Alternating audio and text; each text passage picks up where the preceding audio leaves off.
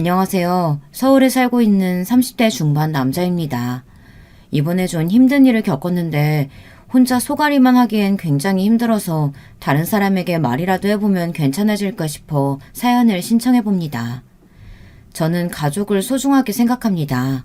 하지만 제 부모님이 사랑을 주신 건 아니었어요. 부모님의 잦은 다툼과 아버지의 폭행으로 불행한 가정 환경에서 자랐거든요. 하지만 저는 늘 부모님의 사랑이 고팠습니다. 처음에는 제가 혼자 잘 지내는 사람이라고 생각했어요. 하지만 이제와 생각해보면 너무 외로워서 남들에게 이 모습을 보여주기 싫어 혼자 잘 지낸다고 착각하면서 살았던 것 같네요. 그렇다고 제가 남들처럼 평범하게 다니지는 않았던 것 같습니다. 부모님은 제가 태어나서부터 사이가 좋으시지 않으셨어요. 제 어린 기억부터 싸움이 끊이질 않았거든요. 어머니는 늘 술에 취해 들어오시고 아버지는 그런 어머니를 늘 때리셨어요. 그러다가 둘은 곧 사이가 좋아졌고 또 어느 순간 서로 싸우고 있었습니다. 저는 모든 부모님이 이렇게 사는 줄 알았어요. 그리고 부모님은 늘 화가 난 상태로 저에게 얘기를 해서 저 또한 화난 말투로 얘기를 했어요. 그래서 어릴 때 친구들과 대화를 하면 늘 싸웠습니다. 전 굉장히 억울했어요. 그저 같이 놀고 싶어서 친구들에게 말을 붙인 것 뿐인데 늘 싸움으로 번지니 그 어린 나이에도 생생히 기억날 정도로 답답했었어요.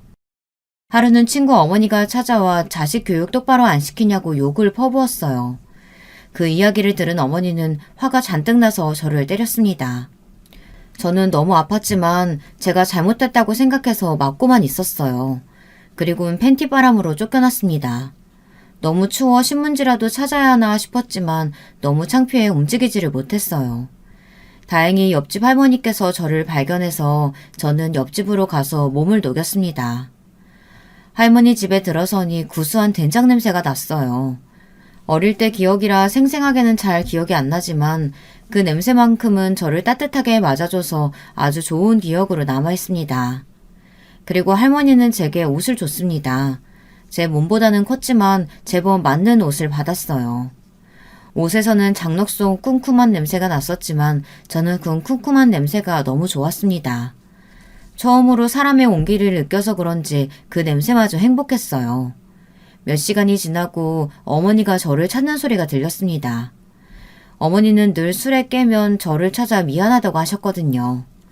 그날도 어김없이 저를 찾고 있는 소리가 들렸어요. 저는 가만히 할머니를 쳐다봤습니다. 가기가 싫었거든요. 하지만 할머니는 가야 한다며 엄마가 걱정한다고 빨리 가보라고 했습니다. 엄마가 걱정하니까 오늘은 이만 가고 다음에 또 놀러 오너라. 이 할미가 맛있는 과자랑 밥도 주마. 착하지? 저는 그 후로 옆집 할머니 집에 종종 놀러 갔습니다. 가끔은 할머니가 저를 보며 눈물을 훔칠 때도 있었는데 할머니 손자가 사고로 세상을 떠났다고 하더라고요. 그래서 할머니는 저를 더 예뻐해 주셨어요. 하지만 그 행복도 곧 끝나고 말았습니다. 그날도 어김없이 옆집 할머니 집으로 놀러 갔는데 들어가자마자 식은땀이 나고 온몸이 붓고 말았어요. 할머니가 쓰러져 계셨거든요. 할머니를 아무리 흔들어 깨웠지만 일어나지 않았어요. 그래서 전 슈퍼 아주머니께 달려가 울면서 할머니가 쓰러졌다고 말했죠. 너무 당황해서 그땐 어디에 전화를 해야 하는지 몰랐거든요. 다행히 할머니는 정신을 차리셨지만 상황이 안 좋아져서 병원에 지내셔야 했습니다. 그래서 전 더는 갈 곳이 없어졌어요. 갈 곳이 없어진 저는 집에 있어야만 했어요. 친구도 없어서 혼자 지내야 했습니다. 배가 너무 고파 라면을 끓여 먹었어요. 하지만 그땐 라면을 처음 끓여 먹는 거라 완전 한강물에 면은 퉁퉁 불어서 정말 맛이 없었습니다. 라면을 먹는데 옆집 할머니가 너무 보고 싶어 닭똥 같은 눈물을 흘리며 라면을 먹었습니다. 너무 맛이 없어 버리고 싶었지만 음식을 버렸다고 맞을까 입에 꾸역꾸역 넣었습니다. 결국 저는 체해서 그날 고생을 했었어요. 부모님 두 분 다 계시지 않아서 혼자 끙끙 앓아야 했어요. 하지만 너무 참을 수 없이 열도 나고 계속 토를 해서 어머니에게 전화를 할 수밖에 없었습니다. 약 있잖아. 약 먹어. 엄마, 열도 나고 너무 아파요. 전화 속에는 어머니가 어떤 남자와 희리낙낙 떠드는 소리만 들렸었어요. 저는 결국 그날 하루 꼬박 혼자 고생했습니다. 며칠 뒤 옆집 할머니는 다시 돌아오셨어요. 저는 너무 반가워서 할머니 집으로 갔습니다. 하지만 전 기쁘게 인사를 하지 못했습니다. 할머니는 살이 너무 빠지셨고 저를 보고 웃어도 웃는 게 아니라는 생각이 들었거든요. 살아있는 사람이라고는 생각 들지 않을 정도로 메말라 있었어요. 놀란 마음을 가라앉히고 할머니에게 안부 인사를 하러 갔습니다. 할머니는 힘겹게 웃으며 제 얼굴을 쓰다듬어 주셨어요.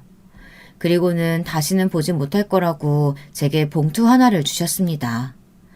할머니는 어떤 아저씨를 따라갔고 저는 울며 할머니에게 가지 말라고 드러누웠어요. 할머니는 떠났고 저는 그 자리에서 펑펑 울었습니다. 할머니가 준 봉투 안에는 10,000원짜리 돈이 들어있었고 메모지에는 마지막 선물이라고 아껴서 잘 쓰라고 적혀 있었습니다. 그 돈을 어떻게 쓰겠어요. 할머니의 마지막 선물이라는 생각에 저는 아무도 보지 못하는 곳에 숨겨두었어요. 하지만 이내 저는 이 돈을 뺏기고 말았습니다. 아버지가 돈이 필요해서 집 구석구석 뒤지고 있는 걸 지켜보고 있었죠. 괜히 또 가서 다시 숨겼다가는 맞을 것 같아 가만히 있었습니다. 역시나 아버지는 제 돈을 찾았어요. 돈이다! 근데 이거 내가 숨긴 게 아닌데? 아버지는 저를 쳐다봤어요. 네 놈이구나!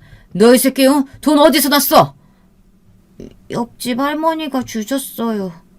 이 새끼가 어디서 거짓말을?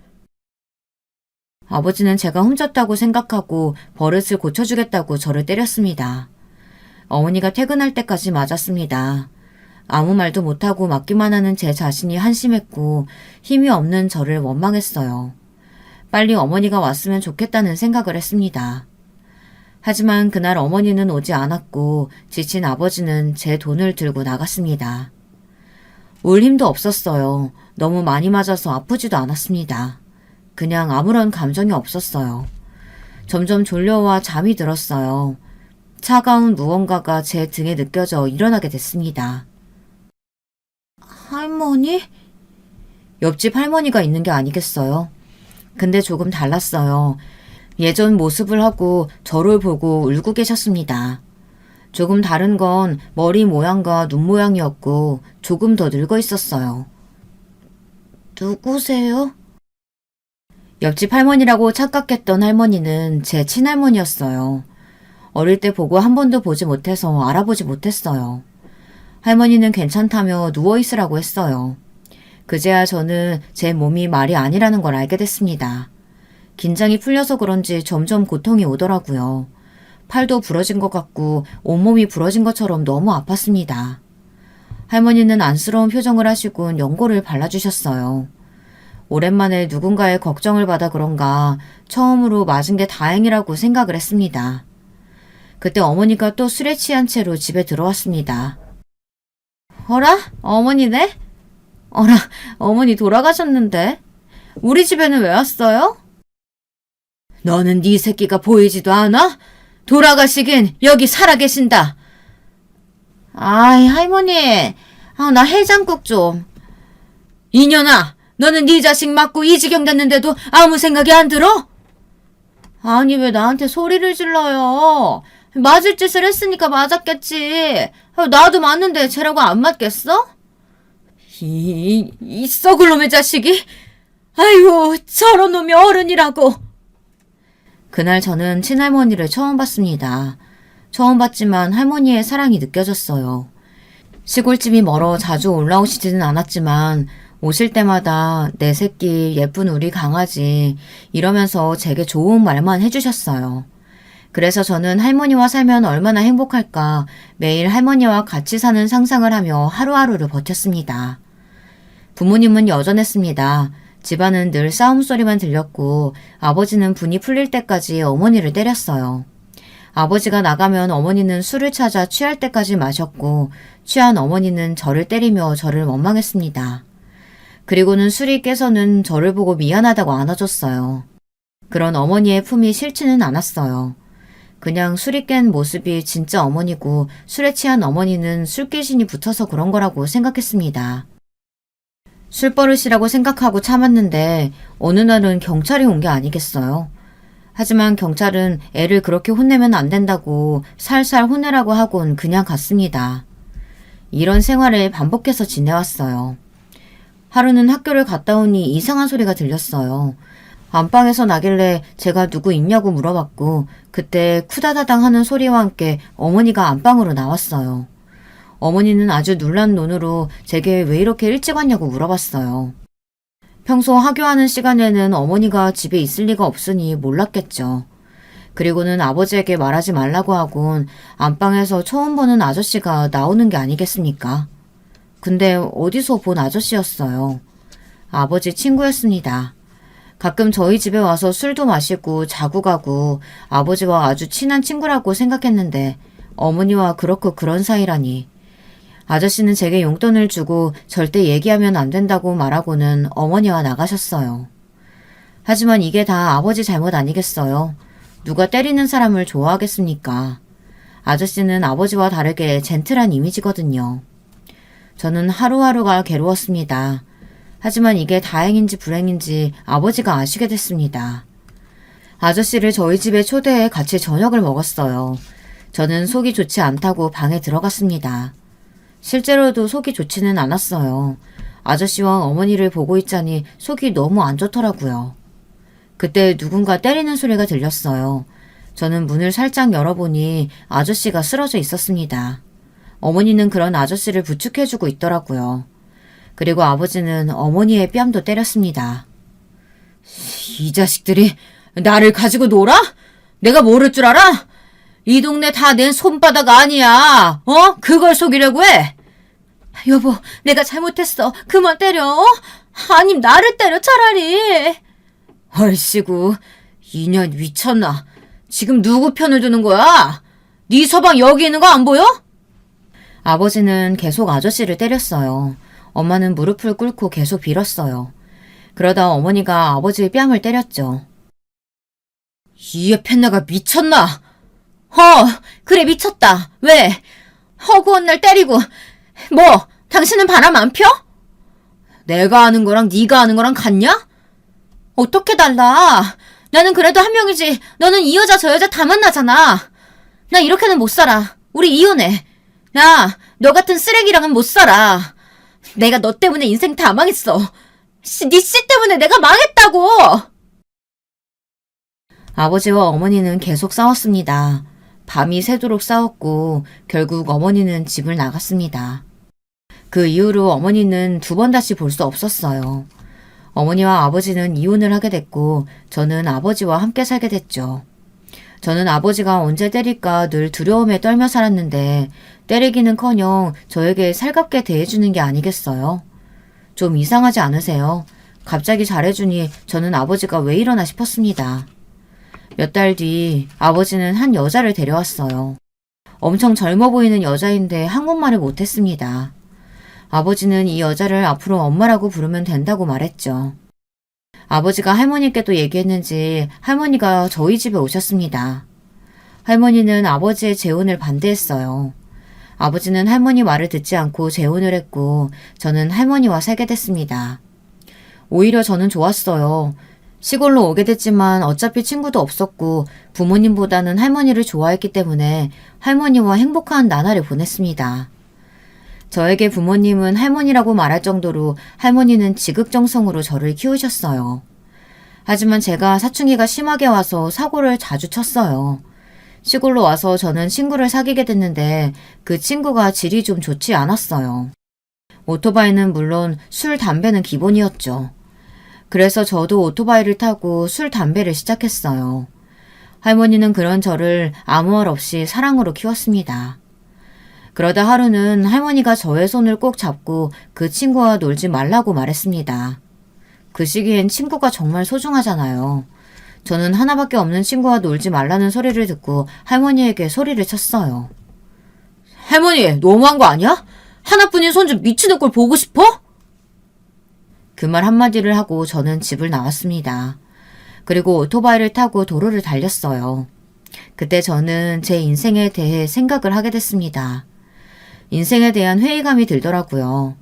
가정폭력에 부모님의 외도, 방황하는 나, 제 인생이 참 보잘것없다고 느껴졌습니다.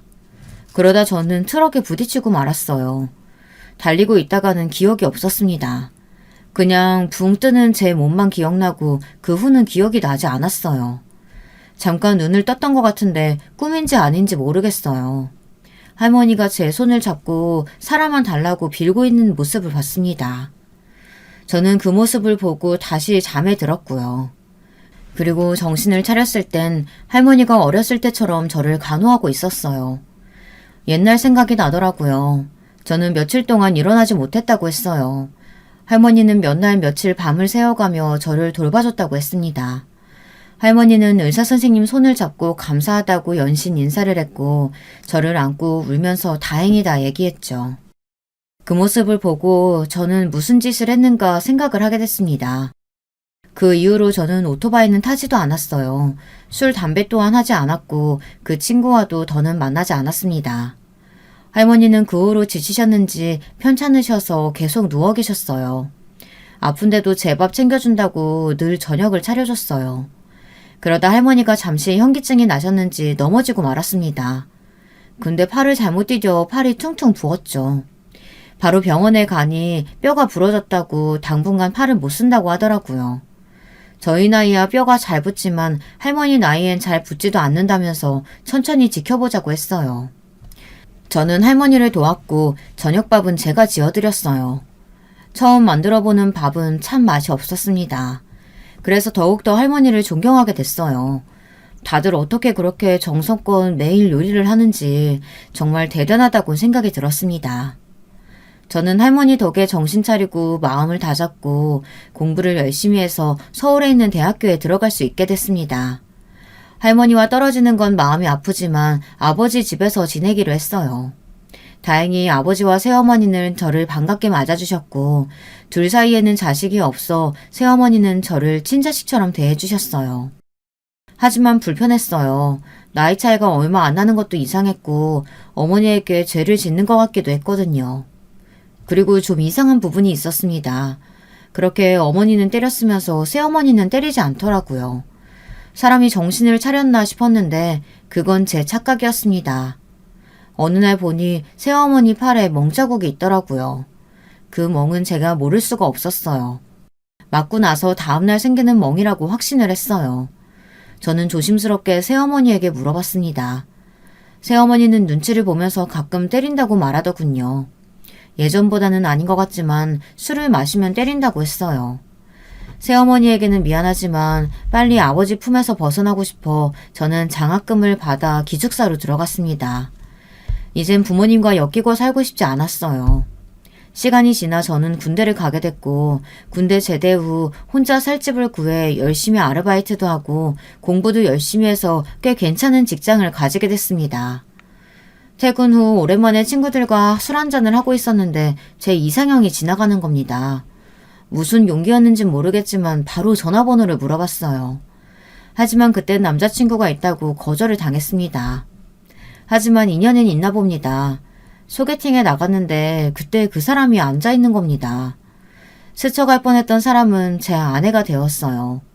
저희는 결혼을 전제하에 만나기로 했고 아내도 취업에 성공해 결혼을 하기로 했어요. 하지만 허락을 받는다는 게 쉽지만은 않더라고요. 처갓집 식구들이 좀 까다로운 성격이라 힘들었습니다. 음식 취향, 음악 취향, 옷 취향 등 다양한 걸 물어보더라고요.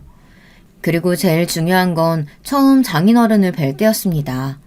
각오를 하고 가야 했어요. 아내 말로는 장인어른이 술을 좋아하는 편인데 술이 센 사람을 좋아한다고 말하더라고요. 저는 술을 그리 즐겨하는 편도 아니라 걱정을 했어요.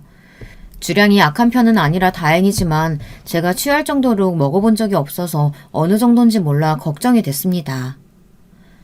그래, 술은 좀 하나? 네, 좋아합니다.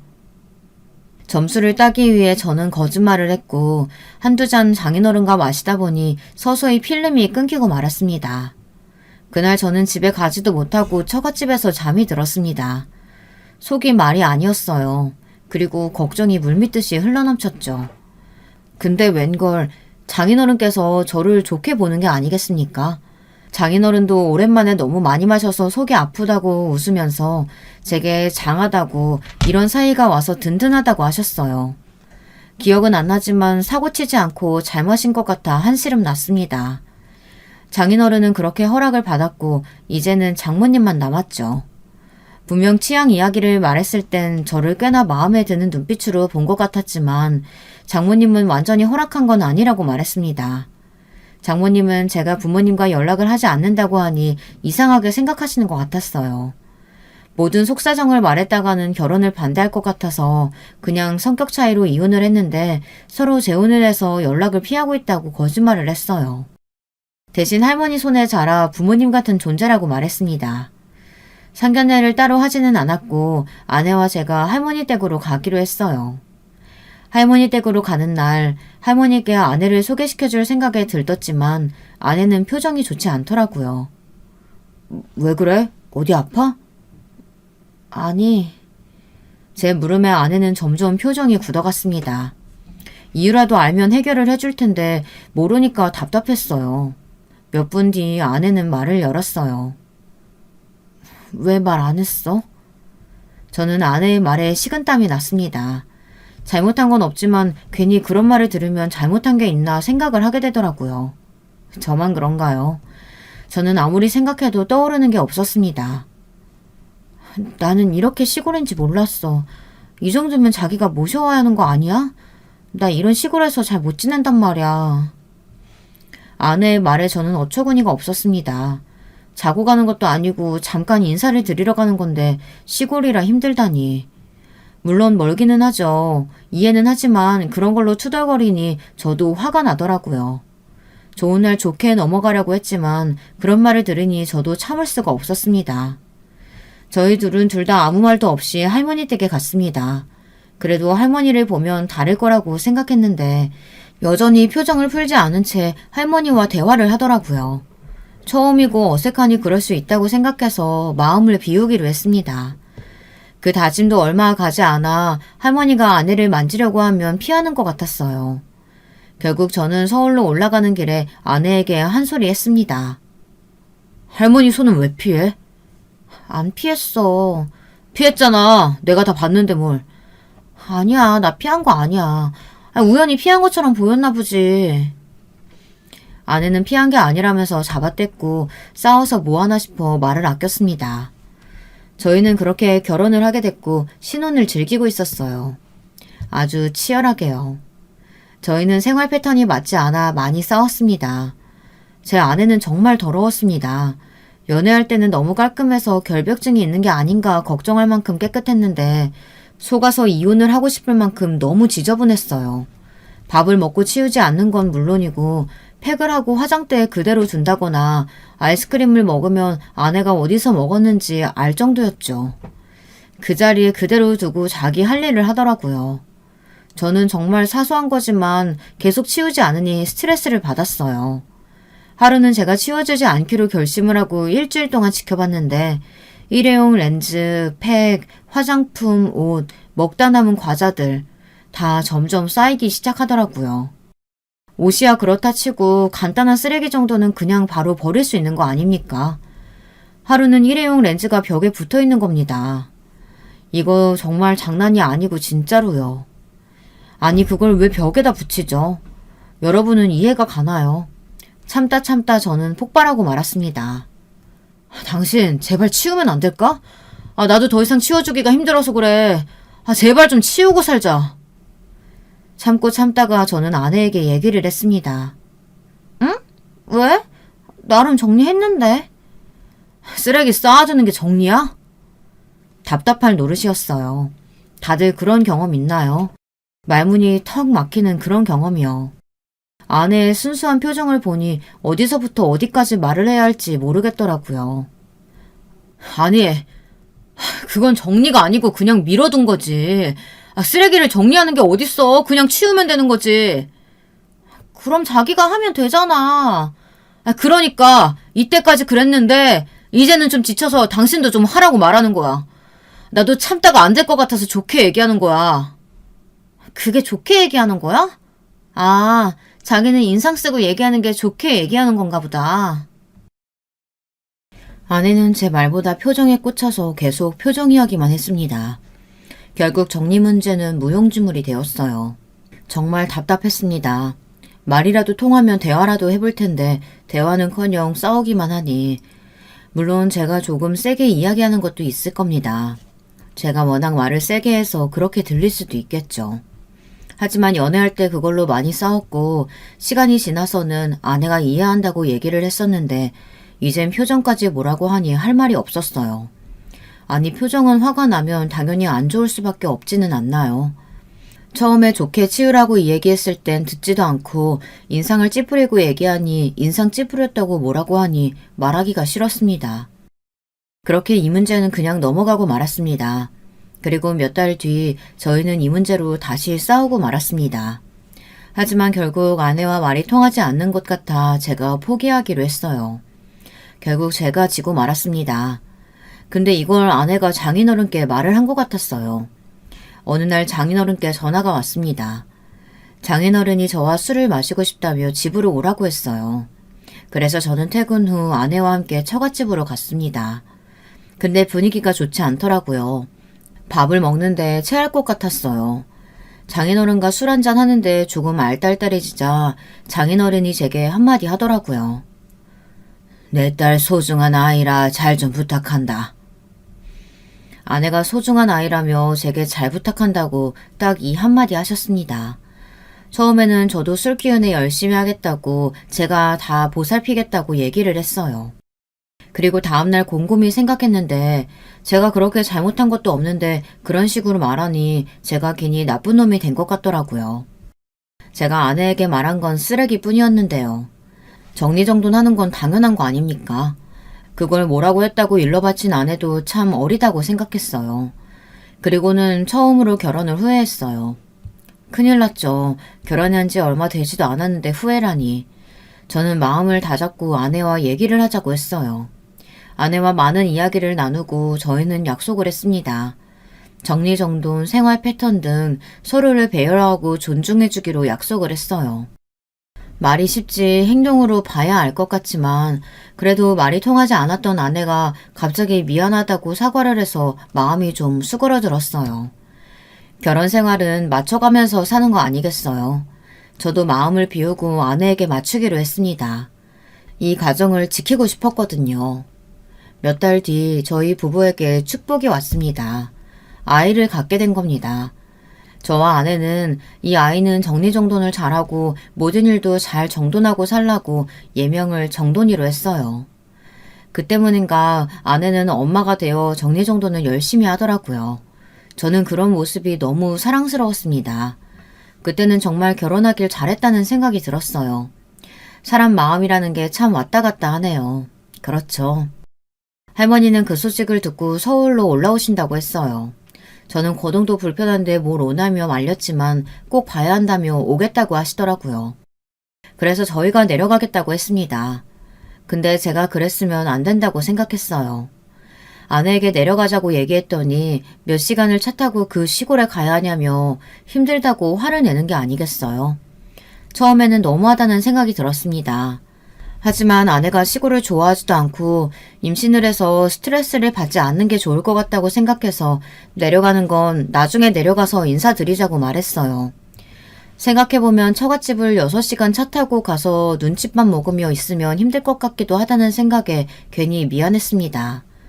대신 제가 할머니를 모셔오기로 했어요.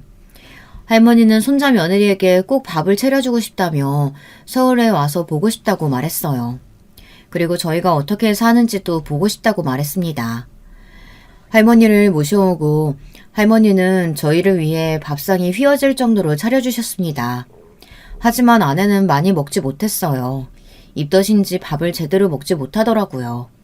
할머니가 계실 동안 아내는 몸이 많이 좋지 않은지 퇴근하고 계속 누워만 있었어요. 저는 할머니를 데려다 드려줬고 아내를 위해 과일을 이것저것 사갔습니다.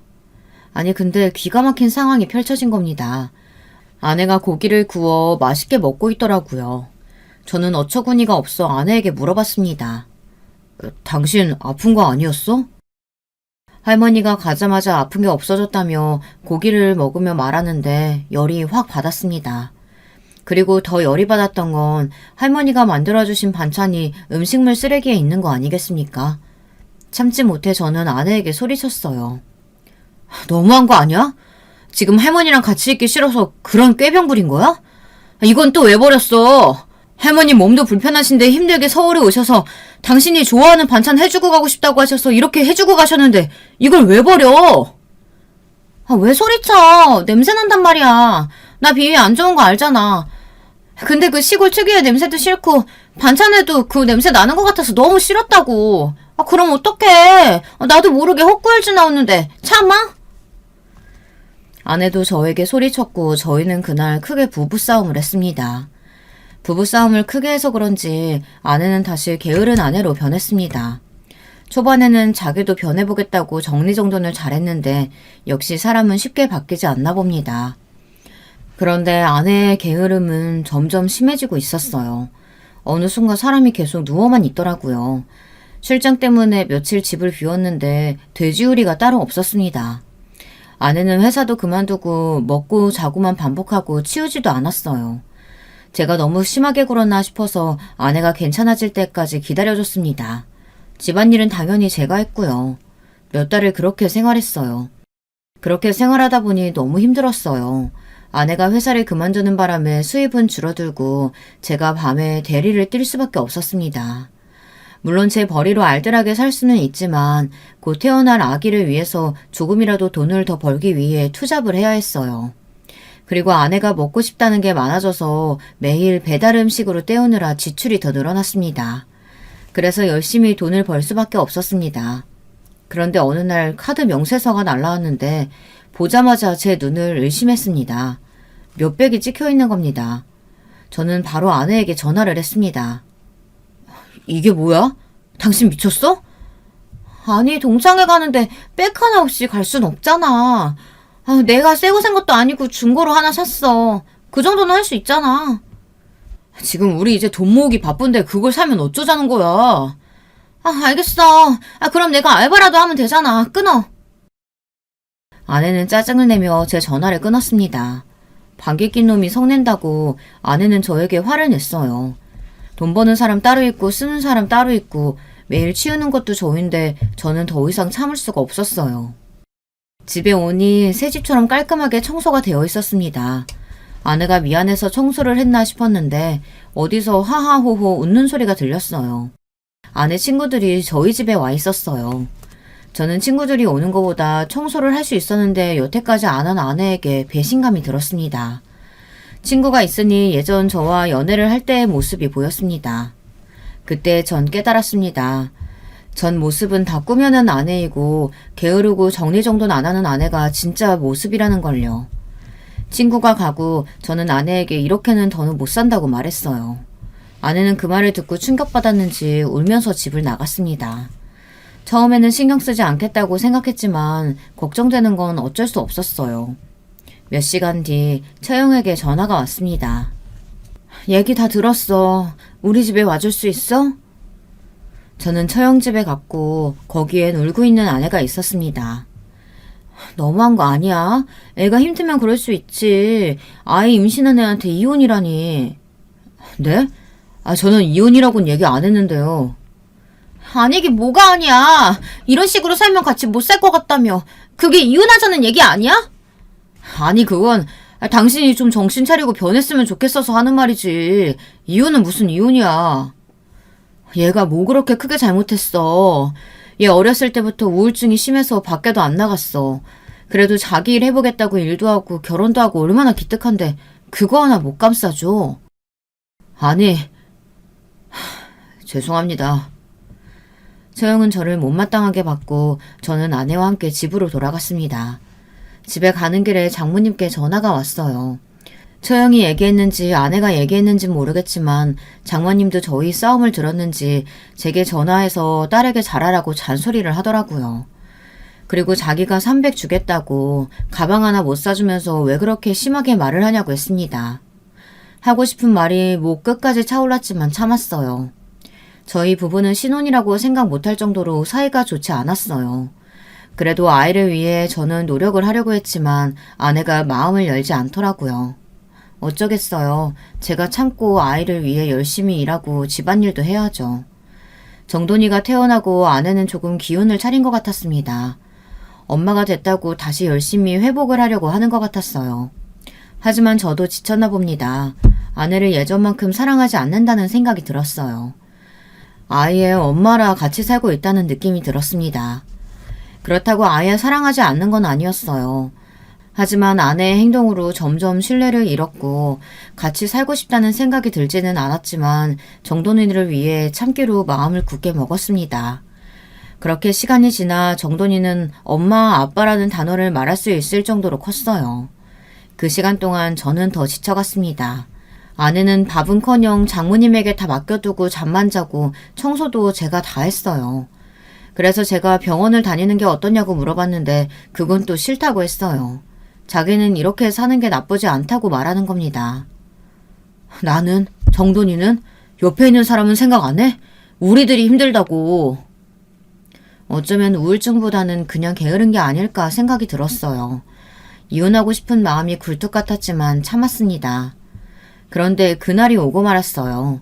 저의 모든 분노가 터지고 말았습니다. 할머니가 제 아들을 보고 싶다고 6시간을 버스를 타고 올라왔어요. 할머니가 제게 전화하는 걸 잊고 그냥 저희 집에 찾아온 거였어요. 정돈이는 자고 있어 보지 못했고 아내는 뚱하게 할머니를 맞이했습니다. 이제는 화도 나지 않았어요. 바라지 않았어요. 그냥 제가 잘하면 되니까 신경 쓰이지도 않았어요. 할머니가 밥을 해주셨는데 아내는 깨작깨작 먹더라고요. 할머니는 걱정돼서 물어봤는데도 아내는 대충 얘기를 하더라고요. 대신 제가 할머니에게 더 살갑게 대했죠. 그때 정돈이가 깼는지 저를 찾더라고요. 할머니는 정돈이를 볼 수 있다는 생각에 들뜨셨고 정돈이는 처음으로 할머니를 봤죠. 증조할머니야. 증조할머니 안녕하세요. 할머니가 정돈이가 귀여운지 볼을 만지셨어요. 그때 저는 아내의 말을 듣고 뚜껑이 열리지 않을 수가 없었습니다. 아내가 밥을 먹다 갑자기 소리를 치며 할머니에게 뭐라고 하는 겁니다. 그 더러운 손으로 아이를 왜 만져요?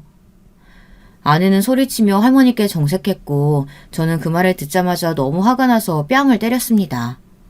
뭐? 당신 지금 뭐라고 했어? 더러워? 지금 할머니한테 더럽다고 했어? 할머니 손이 고운 건 아닙니다. 일을 얼마나 오래 해오셨겠어요. 거칠고 여기저기 상처가 많았어요. 근데 그걸 더럽다고 아이를 만지지 말라고 하는데 화가 날 수밖에 없었어요. 다들 그런 소리를 들으면 열이 확 받지 않나요? 저는 홧김에 이혼 얘기를 꺼냈습니다. 더러운 건 당신이지. 청소도 안 해, 씻지도 않아. 뭐 제대로 하는 거 없이 누워만 있고. 우리 이혼해. 당신 엄마 자격 없어. 나 이렇게는 못 살아. 이혼해. 뭐? 이혼? 지금 말 다 했어? 고작 이런 걸로 이혼을 해? 아니, 못해. 그렇게 소리치고 아내는 밖으로 나갔습니다. 어디로 갈지 뻔했어요. 장모님 댁 아니면 처형에게 갔을 거라 생각했어요. 저는 할머니께 죄송했습니다. 할머니 죄송합니다. 못난 모습 보여드렸어요. 아유, 며느라가가 걱정이지. 너는 거기서 때리면 어떡하니? 그 고운 뺨을 때리면 어째? 젊은 처자 눈에는 늙은이 손이 더러워 보일 수도 있지. 지 새끼 걱정돼서 하는 말이겠지. 너 가서 빌어라. 잘못했다고. 할머니는 오히려 아내를 감쌌습니다. 몇 시간 뒤 갑자기 처갓집 식구들이 다 저희 집에 와서 소란을 피우기 시작했습니다. 이 버릇없는 놈이 우리 딸을 울려? 장인어른은 저를 때렸습니다. 순간 저는 몸이 기울어졌고 식탁에 머리를 부딪혔어요. 심하게 부딪힌 건 아니지만 모서리를 부딪히는 바람에 피가 났습니다. 할머니는 놀라 발을 동동 구르시고 장모님은 할머니에게 한 소리 했어요. 아니 어르신, 왜 함부로 애 얼굴에 손을 대요? 그러다가 균이라도 옮기면 어쩌시려고 그래요? 그리고 이서방, 자네도 그렇다고 이혼 얘기를 해? 전에도 그렇고 이거 아주 안 되겠구만. 그래, 차라리 이혼해. 나도 자네 같은 사위 두는 거 쪽팔리네. 장모님, 아무리 장모님이라 해도 저 참지 않을 겁니다. 저희 할머니 늘 깨끗하게 씻으시는 분이고 균 같은 거 세상 사람들 다 갖고 있습니다. 이혼 잘 됐네요. 대신 제 아들은 제가 키울 겁니다. 뭐시? 지금 누구 배 아파서 낳은 자식인데 네가 키워? 이 자식이 입 밖으로 내뱉는 말이라고 다 말인 줄 아나? 장인어른은 저를 또 때리려고 했습니다. 그 순간 할머니가 장인어른을 맞고는 무릎을 꿇고 자기가 잘못했다고 다시는 안 오겠다며 싸우지 말라고 빌더라고요. 저는 그 모습을 보고 억장이 무너졌습니다. 그렇게 사고를 쳐도 무릎을 꿇지 않았던 할머니인데 욕을 들어가면서도 무릎을 꿇다니 있을 수 없는 일이었어요. 이혼 이야기는 열이 받아서 홧김에 나온 말이었는데 이혼을 해야 하나 고민을 했습니다. 이런 사람들과 가족이 되기는 싫었거든요. 여러분 같으면 어떻게 하실 건가요? 저는 아이를 생각해서라도 이 가정을 지켜야 하나 많은 고민이 되기 시작했습니다. 하지만 처갓집 식구들은 할머니의 말을 들을 생각도 하지 않았어요. 장인어른, 지금 제가 좋게 얘기할 때 저희 집에 나가주세요. 저기 그렇게 소중한 따님, 회사 육아휴직이 아니라 그냥 그만둔 겁니다. 청소도 안 하고 매일 돈만 쓰고 저희 아들보다 못합니다. 제가 대리운전 하는 건 아세요? 장모님과 장인어른은 처음 듣는다는 듯이 아내를 쳐다봤습니다. 아내는 당황해서 저를 노려보더라고요. 아니 막상 일하려니까 힘들어서 그냥 그만뒀지. 엄마 아빠가 또 뭐라고 할까봐 무서워서 육아휴직이라고 거짓말하긴 했는데 나중에 그래도 다 말하라고 했어. 이놈의 지지배가 정신 안 차릴래? 또 그래? 너 이제 다시는 안 그런다며. 예전에도 그랬으면서 뭐. 네? 그게 무슨... 언니! 알고 보니 아내가 결혼 경력이 있었던 겁니다. 혼인신고는 하지 않아 이혼은 아니지만 결혼식은 올렸고 아내의 본 모습을 본 전 남편은 혼인신고 하기 전에 갈라서자고 했어요. 저는 그 얘기를 듣고 모두 나가라고 소리쳤어요. 처갓집 식구들과 아내는 제 눈치를 보며 나갔고 할머니는 울고 있었습니다. 아들도 놀라 울고 있었어요. 저는 아이를 달래고 마음을 붙잡고 처남에게 전화를 했어요. 처남은 처갓집 식구들과 친하게 지내지는 않지만 뭔가 아는 게 없나 싶어서 전화를 했습니다. 알고 보니 전 남편은 처남의 지인이라 번호를 받을 수 있었어요. 저는 아내의 전 남편과 만나 아내에 대한 이야기를 들었습니다. 가히 충격적이었어요. 아내에 대한 배신감은 더 깊어졌고 이혼을 해야겠다고 마음을 굳게 먹었습니다. 전 남편에게 들은 바로는 아내가 돈 많은 남자만 꼬시기 유명하대요. 전 남편도 꽤나 돈이 많아 보였고 아내는 적당한 직장에 들어가 깔끔하고 가정적인 척을 하며 남자들을 꼬셨고 그중에 전 남편이 포함되어 있었다고 했어요. 아내의 더러움과 게으름은 자기가 커버할 수 있었다고 했지만 그 사실을 알고 결혼식을 올리고 바로 그만 살자고 말했대요. 심지어 결혼 준비를 하면서도 다른 남자를 만나고 있었다고 했습니다. 그 말을 듣고 저는 아내를 믿을 수가 없었습니다. 어디서부터 어디까지 진실이고 왜 저런 결혼을 했는지도 모르겠고 다른 사람과 만나지 않았을까 많은 생각이 들었어요. 저는 아내에게 찾아갔습니다. 얘기 좀 해. 미안해. 내가 다 잘못했어. 다시는 안 그럴게. 나 네 전 남편 만났어. 다 들었어. 뭐? 자기가 왜 만나 그 사람을? 이미 지난 일이야. 지금 그게 중요한 게 아니잖아. 그 노인... 아니 시할머니... 노인네? 그래. 너한테는 노인이지. 내가 가장 존경하고 사랑하는 부모님 같은 존재지만 너한테는 노인네지. 그리고 결혼한 건 왜 속이고 나랑은 왜 사는 거야? 돈 많은 남자 꼬시고 다니는 게 취미라며. 난 뭐 돈도 없고 백도 없는데 나 같은 애랑 왜 살고 애까지 낳아서 사는 거야? 아내는 저에게 미안하다고 자기가 다 잘못했다고 빌었어요. 예전에 철이 없어서 한 짓이라고 저를 만나고 제대로 된 사람을 만나 결혼했다고 했습니다. 하지만 믿기지 않았어요. 속이고 결혼한 사람 말을 믿을 수 있겠어요. 저는 무척 혼란스러웠습니다. 저는 아내에게 빠른 시일 내에 헤어지자고 말했습니다. 그리고는 집으로 돌아갔어요. 그리고 몇 시간 뒤 또 장모님과 정인어른 아내가 집에 찾아왔습니다. 이제는 지긋지긋했어요. 힘없이 저는 열어줬어요. 장인어른은 제게 무릎을 꿇으며 빌기 시작하더라고요. 내가 자식을 잘못 키웠네. 한 번만 용서해주면 내가 이놈 잘 타일러서 보낼 테니 걱정 말게나. 아내도 눈치를 보며 제 앞에 무릎을 꿇고 미안하다고 사과를 했어요. 근데 그마저도 장모님이 시켜서 하는 거였어요. 그 모습을 보고 저는 저런 사람이 우리 아이 엄마라는 생각에 차라리 이혼하는 게 맞다고 생각했어요.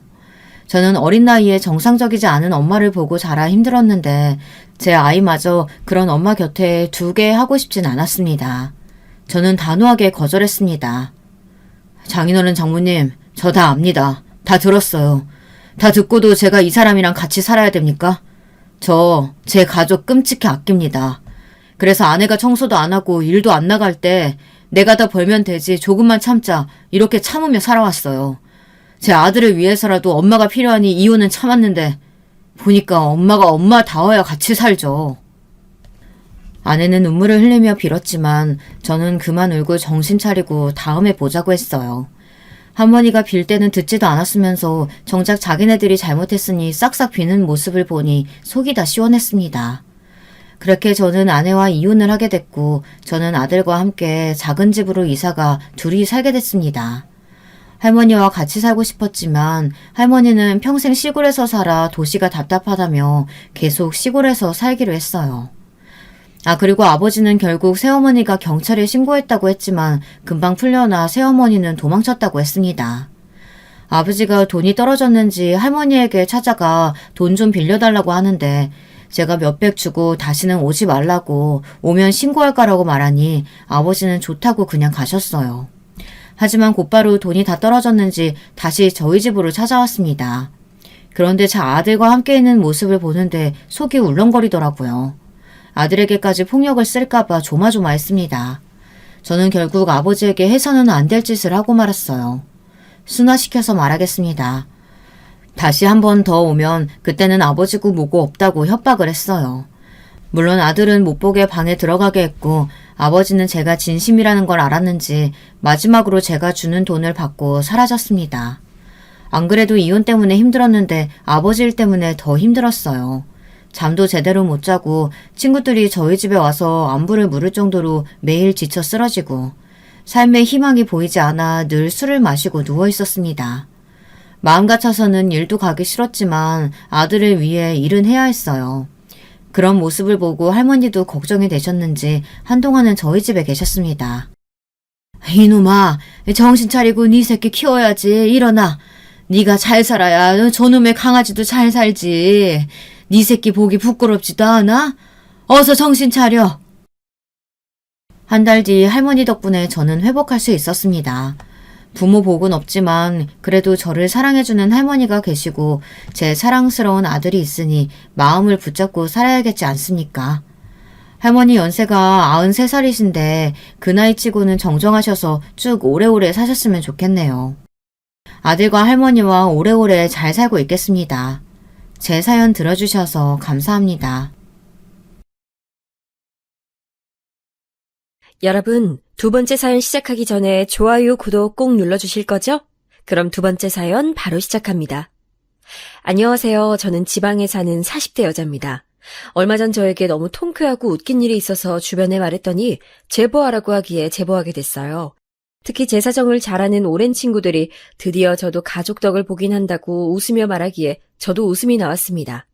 왜냐하면 제가 친구들은 별로 없는 제 고향 친구들인데 우리 집이 동네에서 아주 유명했거든요.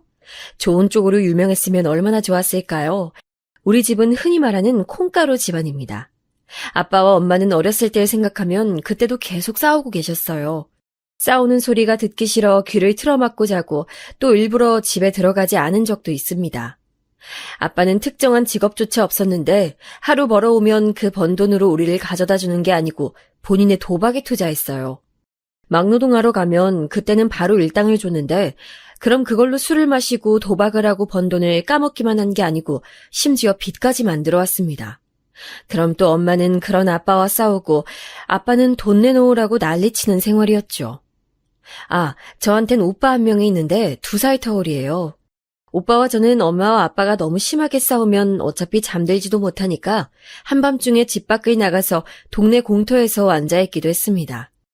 오빠와 전 어릴 때, 그때가 아마 초등학생이었던 것 같은데 그때 우리끼리 저럴 거면 그냥 이혼하지 왜 같이 사는 걸까 서로 얘기하곤 했어요.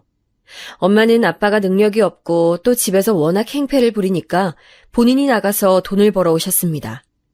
우리 엄만 살면서 아빠 때문에 안 해본 일이 없는데 식당에서도 일하고 공장에서도 일하고 닥치는 대로 일하셨어요. 어렸던 오빠와 저는 그런 엄마를 기다리며 뜬 눈으로 꾸벅꾸벅 졸며 집에서 기다리다 잠들었죠. 엄마가 그래도 우리 먹으라고 밥은 해놓고 가셨는데 그걸로 오빠와 데워 먹겠다고 했다가 집에 불이 난 적도 있습니다. 엄마는 당신 인생에 대한 한탄을 자주 하셨는데 어렸던 전 우리 엄마지만 진짜 제발 엄마가 행복했으면 좋겠다고 생각했어요. 엄마가 그렇게 벌어온 돈이 있으면 아빠는 그 돈을 가지고 도박을 하러 나가니 일부러 오빠와 제 책 중간에 돈을 숨기기도 했어요. 학교에서 교과서를 열었는데 돈이 있어서 놀랐던 적이 한두 번이 아닙니다. 그러다 정확히 제가 초등학생이고 오빠가 중학생 때 아버진 집을 나가셨어요. 아빤 그 전에도 종종 집을 나간 적이 있었는데 그래도 몇 년에 한 번은 저렇게 나가면 돈을 벌어오긴 해서 그때도 그런 줄 알았습니다. 그런데 아빤 그렇게 제가 중학교를 졸업할 때까지 집에 한 번도 온 적이 없었어요. 엄마는 쓸모도 없는 인간 차라리 잘 됐다고 하셨는데 그러면서도 아빠가 집에 올 수도 있으니 절대 이사 가면 안 된다고 하셨습니다. 그리고 안타까운 소리지만 아빠도 없고 엄마는 일하느라 바빠서 집에 신경도 못 쓰고 우리를 도와줄 조부모님도 다 안 계시니 동네에선 우리를 좋게 보지 않았어요. 똑같은 장난을 쳐도 잘 살고 부모가 멀쩡한 직업을 가지고 있는 오빠 친구는 그저 장난이고 우리 오빠가 하면 마치 범죄처럼 여겨졌습니다. 오빠는 아빠가 집을 나가고 엇나가기 시작했는데 결국 고등학교도 졸업하지 못했어요. 사연 없는 사람이 어디 있겠냐만 우리 오빠가 그렇게 비행 청소년이 된 사연이 있긴 합니다. 오빠 얘기가 제가 오늘 제보할 사연과 연관이 깊어 잠시만 짚고 넘어갈게요. 오빠는 아주 놀랍게도 초등학생 땐 전교회장이었고 선생님들도 오빠를 예뻐하셨어요. 예의 바르고 착하고 친구들도 도와주는 활발한 학생이었고 무려 초등학생 땐 공부도 잘했습니다. 친구가 많고 호전적인 성격인 오빠와 달리 저는 내성적이고 매우 조용한 성격이었는데 그런 오빠 덕분에 초등학교 생활은 아주 편했을 정도였어요. 선생님의 관심을 한 몸에 받으며 오빠는 초등학교를 졸업하고 중학교에 입학했는데 그때 우리 아빠의 행패가 아주 심했을 때였습니다. 아빠는 본인에게 돈을 주지 않으면 집에서 온갖 물건을 던지곤 했어요. 심지어 텔레비전도 던지고 집에 있던 큰 라디오도 던지고 그렇게 던지며 창문도 깨서 한겨울에 이불로 창문을 막고 잤던 적도 있습니다. 도둑이 와도 우리 집은 가져갈 게 없어서 안 들어오겠다. 엄마는 항상 한숨 쉬며 아빠의 뒷수습을 해주곤 하셨죠. 그러다 아빠가 집을 나갔다고 했잖아요. 그날이 무슨 날이냐면 아빠는 그날도 또 술을 많이 마시고 집에 왔었어요. 들어오자마자 엄마한테 돈을 내놓으라고 했죠. 어릴 때야 오빠와 전 무서우니 밖으로 나갔지만 어느 정도 크고 나서는 우리가 나가면 엄마는 혼자서 아빠를 감당해야 하니까 나가지 않고 그런 아빠를 최대한 진정시키고 말렸어요. 그날도 식탁 의자를 들고 내동댕이 치는 아빠를 오빠가 맡고 있었는데 그런 오빠가 싫었는지 아빠는 오빠에게 의자를 던졌습니다. 오빠가 그걸 피하다 의자가 창문으로 날아가서 또 창문이 깨지게 됐죠. 이웃집에 살던 옆집 할머니가 나와서 우리 집에 대고 소리를 지르며 제발 이사가라고 동네 창피하게 뭐하냐고 하셨던 기억이 나네요. 옆집 할머니는 우리 아빠를 너무 싫어해서 제가 학교 갔다 돌아오면서 마주치면 저보고 한 살이라도 어릴 때 도망가라고 했을 정도였습니다. 무튼 그렇게 또 난리치는 아빠를 막다 순식간에 오빠가 다치게 됐어요. 창문이 깨지며 유리 조각이 많았는데 거기에 얼굴을 다쳐 피가 많이 흘렀습니다. 그걸 보고 엄마는 처음으로 아빠에게 달려들어 화내셨고 아빠도 오빠가 다친 걸 보고 충격받았는지 갑자기 집 밖으로 나갔어요. 그리고 그게 제가 초등학생 때 본 아빠의 마지막 모습입니다. 급하게 엄마는 오빠를 데리고 응급실에 갔고 저 혼자 집에서 유리를 치우다 손을 베기도 했어요. 옆집 할머니가 비록 우리 아빠는 싫어하셔도 저와 오빠는 죄가 없다고 안타까워했는데 그런 저를 보고 치료를 해주셨던 게 기억이 납니다. 아무튼 그 이후로 오빠의 이마엔 큰 흉터가 남게 됐는데 오른쪽 눈썹까지 긴 흉터예요. 그걸 보고 학교에서도 놀림이 많았고 제가 차마 사연 속에 못 담는 말도 많이 들었습니다. 심지어 엄마와 오빠와 제가 길거리를 다니면 동네 주민들은 한마디씩 했어요. 아니, 아들 얼굴이 왜 그 모양이 되도록 이혼도 안 하고 살아? 아우, 애가 안 됐다. 아줌마, 뭘 알아요. 내 얼굴이 이렇게 된 거 엄마 때문 아니고 아빠 때문인데 뭘 안다고 그래. 어머, 어린애가 못하는 말이 없어? 아줌마가 우리 엄마한테 하는 말은 잘하는 거고? 특히 시장에 가면 이런 상황도 많이 일어났고 시간이 흐르며 오빠가 죽일 듯이 노려보며 저러니까 아줌마들도 우리 엄마를 더 건들지 않았습니다. 우리 가족은 나쁜 쪽으로 유명해졌고 엄마는 공장에서도 어울리지 못하셨어요. 그래도 오빠 덕분에 적어도 남들한테 맞거나 괴롭힘 당하진 않았습니다. 그래서 오빠의 엇나감은 어떻게 보면 오빠의 탓으로만 돌리기는 좀 그래요. 아빠는 빚도 많아서 사채업자들의 집에 찾아오기도 했었는데 오빠가 고등학교를 그만두며 깡패 집단에 들어간 뒤로는 사채업자들이 집으로 오지도 않았습니다. 물론 이 과정에서 저도 학교에서 친구들이나 모르는 사람들 혹은 선생님들이 대놓고 너희 아빤 집 나갔고 오빠는 깡패라며 이런 소리를 해서 진짜 많이 울기도 했어요. 깡패 동생이란 말을 제 이름보다 많이 들었을 거랍니다. 하지만 전 그래도 아빠는 원망해도 오빠는 차마 원망하지 못했습니다. 엄마도 그런 오빠의 인생이 너무 불쌍하다고 밖으로 나돌지 말고 집으로 오라고 했었죠. 그러다 제가 고등학생 때 선생님 중 한 명이 저를 건든 적이 있습니다. 워낙 중학생 때 많이 당해서 선생님들이 저한테 깡패 오빠다 뭐다 그런 말을 해도 타격이 없었는데 그날은 저도 이골이 났던 건지 사건이 일어났었죠. 야, 희선아, 너 그러다 너희 오빠처럼 인생 망칠래? 그렇게 사는 게 좋냐? 제가 무슨 잘못을 했거나 그런 것도 아니었고 단지 옆반 친구가 빌려간 교과서를 아직 돌려받지 못해서 수업 시간에 교과서가 없었던 건데 저런 말을 같은 반 친구들이 보는 앞에서 공개적으로 듣게 됐어요. 저는 그전까진 꾹 참았을 텐데 그날은 유난히 예민했고 또 하필 전날에 오빠가 또 입가에 상처를 입고 왔던 터라 그랬던 것 같습니다. 선생님이 뭔데 우리 오빠를 그렇게 말해요? 뭐? 너 미쳤어? 말버릇이 그게 뭐야? 선생님은 제 말에 잔뜩 화가 났는지 더 막말을 퍼붓기 시작했습니다. 그러면서 제 책가방을 바닥에 던지기도 했어요. 전 도저히 그 자리에서 그런 모욕적인 말을 듣는 것이 견딜 수가 없어 그대로 학교를 나와 집으로 돌아갔는데 하필 오빠가 집에 있었어요. 울면서 학교 끝날 시간도 아닌데 집에 오니까 오빠는 네가 왜 왔냐고 했고 무슨 정신인지 저는 오빠를 부여잡고 우리 인생이 왜 이러냐고 울었습니다. 오빠는 제 말을 듣더니 저를 끌고 학교로 돌아가 그 선생님에게 가서 말 그대로 교무실을 뒤엎었고 그 이후로는 학교에서 교장 선생님도 저를 건드리지 않았어요. 덕분에 더 아빠와 오빠를 들먹이며 저를 괴롭히는 사람이 아예 사라졌습니다. 그렇게 전 고등학교를 졸업하고 대학은 형편상 당연히 가지 못했어요. 그래서 졸업하고 공장에 들어가려 했더니 엄마가 반대하셨죠. 엄마는 제가 인생을 살면서 나이에 상관없이 할 수 있는 일을 구하라고 차라리 미용실을 추천하셨습니다. 그래서 저는 그냥 막무가내로 동네에 있던 미용실에 가서 처음엔 돈도 받지 않고 일을 하게 됐어요. 작은 동네라 미용실이 2개밖에 없었는데 하나는 우리 오빠 동창 엄마가 하던 가게라 제가 들어갔더니 쫓아내서 가지 못했고 나머지 하나는 그래도 제가 돈을 받지 않겠다고 하니까 일을 가르쳐 주셨습니다. 처음엔 청소만 했는데 그렇게 미용 자재를 구경하는 것으로 시작해서 3년 정도 일하니까 파마 정도는 능숙하게 할 수 있었어요. 그렇게 그 미용실에서 눈칫밥으로 뒤에서 힐끔 쳐다보며 기술을 익혔는데 지금 와서 하는 말인데 되게 힘들었습니다. 미용실이 한 손님이 와도 다 정성껏 상대해야 하는데 갓 고등학교를 졸업한 저한텐 그것부터가 곤욕이었죠. 그래도 미용실 영업이 끝나면 혼자 남아 청소하고 소품 정리를 다 하니까 원장님이 성실하다고 차츰 알려주셨어요. 그렇게 4년 정도 미용실에서 일한 뒤에 갑자기 원장님이 미용실을 접는다고 저에게 말했습니다. 친정 어머니가 아프셔서 아예 친정으로 내려가기로 했다고 원장님은 저에게 미용실 인수하는 것이 어떤지 물어보셨어요. 집에 가서 엄마와 상의했더니 엄마는 인수하자고 하셨습니다.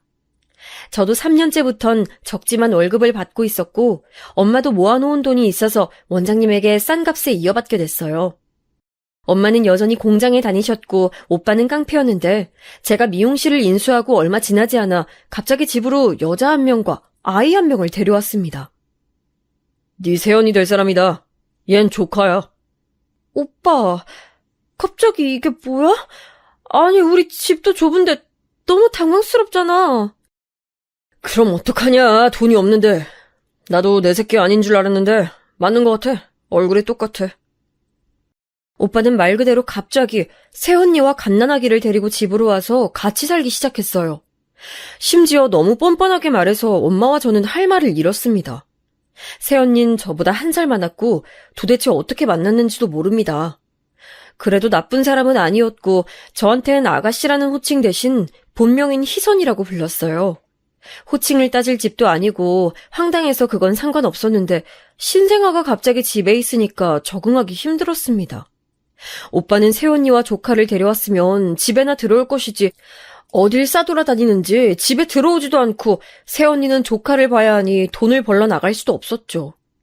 결국 안 그래도 힘들게 살던 엄마와 전 식구가 늘어 더 고생해야 했어요. 무엇보다 신생아를 키우는 게 그렇게 힘든 일인 걸 전 그때 알게 됐는데 기저귀와 분유 비용이 기상천외할 정도로 비쌌습니다. 아이니까 당연히 토도하고 옷이 금방 더러워졌는데 집에선 한계가 있어 새언니는 아예 갓난아기를 데리고 제가 일하는 미용실에 와 있기도 했어요. 언니가 성격이 밝은 건 좋았는데 일하는 데 와서 아이는 울고 언니는 그런 아이를 보는 게 버거우니까 저한테 의지하고 너무 힘들었어요. 그래도 오빠가 데려온 사람들이니 최대한 맞춰주며 힘들게 살고 있었는데 우리 미용실 단골 손님 중 하나가 저에게 갑자기 남자 한 명을 소개해준다고 했습니다. 제 형편에 무슨 결혼이냐고 거절했는데 마침 옆에 있던 새언니와 단골 아줌마는 합세해서 저에게 꼭 받아보라고 하며 급기야 그 남자를 우리 미용실로 데려왔어요. 알고 봤더니 단골 아줌마의 친구의 친구 아들이었는데 저보다 2살 많았습니다. 머쓱하고 민망해하던 저와 달리 능글맞게 첫 만남인데도 웃으면서 대화를 이끄는 그 사람을 보고 새언니는 무조건 저 사람 잡으라고 난리를 쳤죠. 그 남자는 제가 마음에 들었는지 우리 미용실을 자주 찾았고 결국 우린 사귀게 됐습니다. 사귀면서 알게 된 사실은 남자친구는 바로 옆 동네에 살았고 아버지와 둘이 시장에서 채소 배달을 하고 있었어요. 이름은 제덕이었고 위로는 누나가 2명이 있었습니다. 제덕 씨는 소심한 저와 달리 호탕하고 당당했는데 그 모습이 되게 멋있어 보였어요. 그래서 저는 이런 사람이라면 결혼을 해도 괜찮겠다고 생각하게 됐습니다. 제덕 씨가 결혼하자며 저를 본인 집으로 데려갔는데 집안의 막내라 가족들이 되게 예뻐하는 게 느껴졌어요. 제 유일한 고향 친구인 하늘이가 누나 2명 이상인 집과는 결혼하는 게 아니라고 하며 말렸지만 전 좁은 집에서 갓난아기와 새언니와 같이 사는 것도 이미 이골이 난 상태라 거의 도망치듯 결혼 준비를 하게 됐습니다. 시부모님은 제가 미용실 일을 한다고 하니까 그래도 직업이 있다며 결혼 허락을 하셨어요. 그런데 저는 양가 인사도 마치고 상견례까지 했는데 예기치 못한 일이 일어났습니다. 그날은 힘들게 일하고 집으로 갔는데 현관문을 열자마자 전 이상한 분위기를 눈치챘어요. 일단 집안 대부분이 여자라 남자 신발은 오빠가 유일했는데 그 신발은 오빠의 것이 아닌 걸 단박에 알 수 있었죠. 설마 하는 마음으로 집에 들어갔더니 누가 있었는지 아세요? 눈치채신 분도 있으실 것 같은데 네, 맞아요. 아버지가 집에 와 있었어요. 제가 더 황당했던 건 아버지의 행색도 그랬지만 엄마의 표정이었습니다. 엄마는 집 나갔다 10년이 지나 돌아온 아버지가 반가웠는지 웃으면서 부엌에서 요리를 하고 있었어요. 안 그래도 없는 살림에 좁아터진 부엌에서 엄마는 뭘 만드는 건지 열심히 분주했죠. 새언니는 아기를 안고 저한테 쏙 오더니 희선아, 시아버지 맞지? 하며 물어보고 그렇게 믿을 수 없어 쳐다보는 저를 보고 아버지는 너무 태연하게 말했습니다. 딸, 오랜만이다. 잘 지냈냐? 너 미용실 한다며? 잘됐다. 아빠 머리 깎아줘. 사람이 너무 황당하면 아예 아무 말도 나오지 않는다는 걸 아세요? 뭐 미안하다는 말은 듣지 못해도 저렇게 당당하게 자기 머리를 깎아달라는 아빠를 보고 기가 차서 헛웃음만 나왔어요. 제가 아무 말도 안 하니까 엄마는 저한테 오랜만에 아빠를 봤는데 왜 그러고 서 있냐고 물었습니다. 언니, 오빠는요? 응? 모르겠네. 오늘 안 올 것 같은데? 새언니는 와중에 우리 집안 사정에 대해 잘 모르니 시아버지라고 우리 아빠에게 아이를 보여주기까지 했습니다. 아빠는 본인 손주라고 또 조카를 안고 좋아했는데 집에 없던 기간 동안 무슨 일이 있던 건지 안 그래도 말랐던 몸이 더 삐쩍 말라 있었어요. 아빠의 마지막을 기억하는 저는 엄마에게 가서 조용히 오빠 돌아오면 놀랄 수도 있다고 했더니 엄마는 세월이 많이 지났으니 괜찮다고 저를 달래며 아빠한테 밥을 차려주셨습니다. 그날은 다행히 오빠가 오지 않았는데 다음날 오빠가 집에 왔고 그 뒷일은 제가 말하지 않아도 아시겠죠? 오빠는 화가 나서 당신이 뭔데 우리 집에 왔냐고 하고 아빠는 그런 오빠에게 키워준 사람한테 그게 뭐냐고 따지고 오빠는 키우긴 뭘 키웠냐 내 얼굴 흉터나 만들었지 하고 따지고 난리가 아니었습니다. 옆집 할머니는 이미 돌아가시고 다른 사람들이 살고 있었는데 우리 사정을 모르던 사람들이라 어찌나 민망했는지 몰라요. 엄마는 중간에서 그만하라고 하고 새언니는 무섭다고 제 뒤에 숨어있고 도망치고 싶었습니다. 그걸 보고 저는 빨리 결혼해서 이 지긋지긋한 집구석을 탈출하고 싶었는데 문제는 제 결혼식이 얼마 남지 않았다는 것이었어요. 시부모님에게 저는 아빠가 돌아가셨다고 했는데 그때 저는 진짜로 아빠가 집 나간 지 10년 넘게 아무 연락이 없고 우리와 같이 살 때도 그리 좋은 기억을 주지 않았으니 그렇게 말했습니다. 그런데 아빠는 엄마가 제 결혼을 말해버려서 아들 결혼식은 올리지도 못했으니 딸인 제 결혼식엔 무조건 참석하겠다고 고집했어요. 이미 남자친구와 예비시댁에는 아버지가 돌아가셨다고 했는데 이걸 어떻게 해야 할지 고민이 참 많았습니다. 솔직히 말하자면 저는 아버지가 제 결혼식에 오지 않길 바랐어요. 이걸 안 좋게 보실 수도 있는데 전 아버지에게 좋은 감정이 남아있지 않았습니다. 그래서 엄마에게 돌려서 얘기했더니 엄마는 그런 저에게 너무하다고 어떻게 멀쩡히 살아있는 아버지를 결혼식에 오지 말기 바라냐고 하더라고요. 결국 저는 시댁에 가서 사실 아버지가 사망이 아니고 실종이었다고 말했고 시부모님과 형님들은 처음엔 놀라더니 뭐 그럴 수 있다고 오는 저를 위로해 주셨어요. 이 사건으로 전 시댁에 대한 마음을 열게 됐습니다. 그렇게 아빠는 제 결혼식에 참석했고 저는 도망치듯 집을 나왔어요. 오히려 오빤 자기 얼굴이 위협적이니까 오지 않겠다고 해서 참석하지 않았습니다. 제가 됐다고 오라고 했는데 새언니와 조카만 참석하고 오빠는 뒤에서 조용히 보고 갔더라고요. 그걸 보니까 더 아버지에 대한 원망이 커졌죠. 오빠는 그래도 우리 가족에게는 아빠처럼 해를 끼치는 사람이 아니었거든요.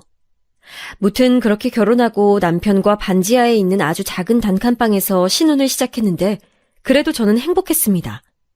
비록 여름엔 덥고 겨울엔 추웠고 좁아서 둘이 누우면 꽉 찼는데 그것도 버틸만 했어요. 그런데 그 행복도 오래가지 않았습니다. 제가 결혼하기 전에는 몰랐는데 남편은 남에게 의지를 많이 하는 성격이더라고요. 평소에 누나들과 엄마가 본인을 계속 하나부터 열까지 챙겨주니 본인이 할 줄 아는 게 하나도 없었습니다. 그래서 빨래, 청소, 요리 등 모든 집안일은 당연히 제 몫이었죠. 제가 집에 있으면 모르겠는데 전 밖에서 미용실을 하느라 안 그래도 바쁜데 집안일도 온통 제 차지니까 힘들었어요. 물론 가족과 살 때도 제가 집안일을 하긴 했어도 그때는 엄마와 둘이 나눠서 했었고 또 새언니가 들어오고 나서는 조카 때문에 힘들긴 해도 새언니가 빨래는 전담으로 해줘서 괜찮았거든요. 남편은 게다가 그 나이를 먹고 심지어 편식도 심했습니다. 다 큰 어른이 소시지나 고기가 없으면 밥을 먹지 않겠다고 토라지는 걸 보고 전 어이가 없었어요. 전형적인 막내 아들이던 남편은 심지어 저와 싸우면 시어머니를 찾아가서 있었던 일을 다 말하기도 했습니다. 그럼 시어머니는 제 미용실을 찾아와서 그러지 말고 우리 아들에게 잘하라고 하고 저는 황당해하고 이런 일이 반복됐어요. 그래도 뭐 제가 선택한 일이니까 어쩔 수 없다고 생각했죠. 저는 그리고 이미 아버지와 오빠를 보고 자라서 저 정도는 그냥 귀여운 수준이었거든요. 그리고 제 고향 친구의 걱정과 달리 형님들과 시어머니는 저를 막 대놓고 괴롭히는 그런 시집살이는 없었습니다. 물론 저만 보면 본인 가족의 소중한 막내 아들에게 잘하라고 하긴 했는데 그냥 한 귀로 듣고 한 귀로 흘리면 될 수준이었죠. 특히 큰형님은 제 가정사를 듣고 그동안 고생 많았다고 반찬도 종종 가져다 주셨어요. 남편은 시아버지와 시장에서 채소 배달을 하니까 새벽에 나가는 경우가 많았는데 저와 완전히 생활 방식이 달랐습니다. 그래도 고기를 먹이고 잘 달래주면 나름 괜찮은 사람이라 그렇게 계속 결혼 생활을 지속했는데 1년이 지나고 저는 임신하게 됐어요. 고향 친구가 먼저 임신해서 아이를 낳았었는데 친구는 입덧이 전혀 없었다고 해서 저도 속으로 제발 입덧이 없길 빌었는데 불행하게도 저는 아주 심한 입덧을 겪었어요. 미용실은 결국 출산 전까지 닫기로 했고 집에서 힘들게 퇴교했는데 그래도 제가 임신했다고 친정에서 엄마와 새언니가 음식을 해서 찾아와줘서 고마웠죠. 그렇게 저는 첫째를 낳았는데 아들이었습니다. 아들을 낳으니 시댁에서 너무 좋아하셨는데, 물론 우리 애를 예뻐해 주시는 건 좋았지만 제 아들의 엄마는 저잖아요. 그런데 마치 시어머니는 제 아이가 당신 아들인 것처럼 자꾸 행동해서 약간 곤란했어요. 그리고 무엇보다 우리 아들이 제 판박이라 데리고 나가면 어른들이 오히려 엄마와 똑같다고 혼자 낳았냐고 할 정도였는데, 시어머니는 자꾸 본인 아들과 똑같다고 하셨습니다. 물론 아빠니까 아들과 닮을 수는 있는데 거기서 멈추지 않고 본인과 손자가 닮았다고 자기네 집안 자식이라 너무 좋다고 하시는데 기분이 좋진 않더라고요. 그전까진 시댁에서 저를 한 번도 거슬리게 한 적이 없었는데 아이를 낳고 기분 상하는 일이 많이 생겼습니다. 그래도 좋게 생각하고 아이를 키웠는데 새언니와 조카가 집에 왔을 때 신생아를 돌봤던 경험이 있어서 그래도 나름 잘 돌봤어요. 아이가 100일 지나고 저는 미용실에 아이를 업고 나가 일을 시작했습니다. 다들 더 쉬다 오지 왜 나왔냐 하는데 돈을 많이 벌어야 하는 상황이었어요. 아빠가 집에 돌아오고 역시나 또 잠잠하다 싶더니 도박에 손을 댔고 그걸로 오빠와 싸우다 결국 오빠가 새언니와 조카를 데리고 집을 나갔거든요. 절대 조용한 날이 없는 우리 친정이죠. 엄마는 미용실에 와서 하소연하고 새언니도 절 찾아오고 저는 뒤에는 아기를 업고 귀로는 하소연을 들으며 손님들의 비위를 맞추며 일을 했습니다. 아이도 있으니 목돈을 모아 이사 가려고 열심히 일하던 어느 날 미용실로 오빠가 찾아왔어요. 오빠, 무슨 일이야? 좀 와서 도우라 해도 들은 척도 안 하던 사람이. 돈 빌려줘. 맡겨놨냐? 뭔 소리야. 아니 진짜 왜 내 얼굴만 보면 다 돈 달래? 내가 너한테 돈 빌려달라는 건 처음이잖아. 왜 소리를 질러? 아니 하다 이제 동생한테 돈을 빌려가? 오빠는 인사도 하지 않은 채 저에게 돈을 빌려달라고 윽박지르기 시작했습니다. 파마하던 손님은 오빠의 얼굴을 보고 흠칫 놀란 채로 굳어있길래 일단 소파에 앉아있으라 하고 손님에게 최대한 친절하게 파마를 해주고 내보냈어요. 문을 잠시 잠그고 무슨 일이냐고 물었더니 오빠는 안 그래도 덩치도 크고 위협적인 대머리 얼굴로 저에게 진지하게 말했습니다. 만수가 아파.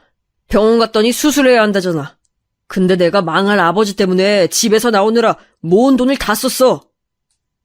만수는 우리 조카 이름인데 다행히 불치병이나 암 같은 큰 병은 아니었고 친구들과 놀다가 다리를 다쳤다고 했어요. 마음 같아선 당연히 오빠에게 돈을 주고 싶었지만 들어보니 큰 돈이라 그걸 빌려주면 이사를 또 미뤄야 하는 상황이었습니다. 그래도 가족이 뭔지 저는 결국 남편 몰래 모으고 있던 돈을 오빠에게 빌려줬어요. 오빠는 다행히 갚겠다고 한 날에 바로 갚았고 그 돈으로 조금 늦게 이사를 하려 준비 중이었는데 이사 직전에 한 가지 나쁜 소식이 들어왔습니다.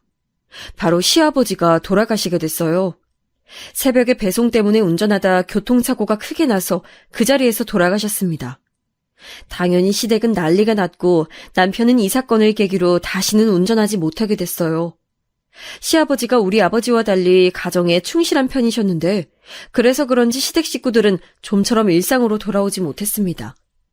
남편도 하던 배송 일을 하지 못하겠다고 그대로 그만두고 시어머니는 속상한 마음에 잠도 오지 않는다고 우리 집으로 찾아올 정도였죠. 옳게 이런 말이 달갑진 않을 거 아는데 우리 엄마랑 같이 살면 안 될까? 어차피 이사 간다며. 집도 넓어진 김에 엄마 모시고 살아줘. 그래, 엄마도 지금 아버지 돌아가시고 너무 적적하고 외로우실 텐데 올케가 좀 도와줘. 혁이도 엄마가 봐주시고 얼마나 좋아? 아이 너무 나쁘게 받아들이지 말고, 응? 형님들은 미용실로 찾아와서 시어머니를 모시라고 했어요. 혁이는 우리 아들 이름인데 시어머니가 혁이를 많이 좋아하긴 했지만 전 제가 우리 아들을 충분히 볼 수 있었습니다. 어차피 우리 미용실이 대형 미용실도 전혀 아니고 작은 동네 미용실이고 또 단골 손님들이 많아 아기를 데리고 있어도 됐거든요.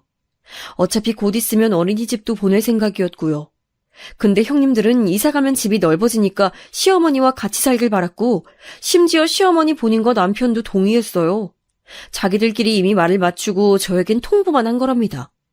황당했는데 그때 남편이 집에서도 종일 울고만 있고 일도 하지 않아서 저는 시어머니와 같이 있으면 좀 상황이 나아질 줄 알고 합가를 하게 됐어요. 그게 완벽한 제 착각이라는 것은 바로 합가하고 한 달 만에 알 수 있었죠. 시어머니와 따로 살아서 몰랐었는데 시어머니는 잔소리가 매우 심한 편이었습니다. 전 일하니까 상대적으로 집에 있는 가정주부처럼 집안일을 하지 못하는데 시어머니가 그런 제 살림이 마음에 안 드셨나 봐요. 아니, 아가, 이걸 이렇게 하면 어떡하니? 네? 그거 이따 제가 퇴근하고 할게요. 그냥 두세요. 이걸 어떻게 그냥 두니? 아유, 나보고 하라는 거지? 시어머니는 출근 준비하느라 바쁜 저에게 잔소리하며 핀잔을 주셨는데 당연히 듣기가 싫었어요. 그래도 남편이 시어머니가 옆에 있으니까 예전처럼 집에서 울고만 있진 않아 다행이었습니다. 시아버지의 죽음은 저도 당연히 안타깝게 생각하는데 남편은 유독 거기서 빠져나오질 못했어요. 일하는 게 무섭다고 집 밖으로 나갈 생각도 하지 않았는데 고향 친구는 그런 남편을 보며 그게 다 제가 돈을 벌어오니까 마음이 편해서 그렇다고 하더라고요. 제가 남편에게 답답해서 일할 생각은 없냐고 하면 지금 본인을 무시하는 거냐고 화를 내기도 했죠. 심지어 그런 남편은 제가 그렇게 싫어하던 우리 친정아버지와 비슷해졌는데 바로 도박에 빠졌습니다. 이쯤 되니까 도박에 무슨 매력이 있길래 그렇게 남자들이 도박에 빠지는 건지 궁금할 지경이었어요. 힘들게 일해서 벌어온 돈으로 자꾸 도박하고 돈을 잃으니 전 예전에 엄마가 하셨던 것처럼 옷장 구석에 돈을 숨겨놨는데 그걸 또 찾아내서 도박하러 나가더라고요. 화가 나서 따지면 시어머니는 심지어 뭐라고 하셨는지 아세요?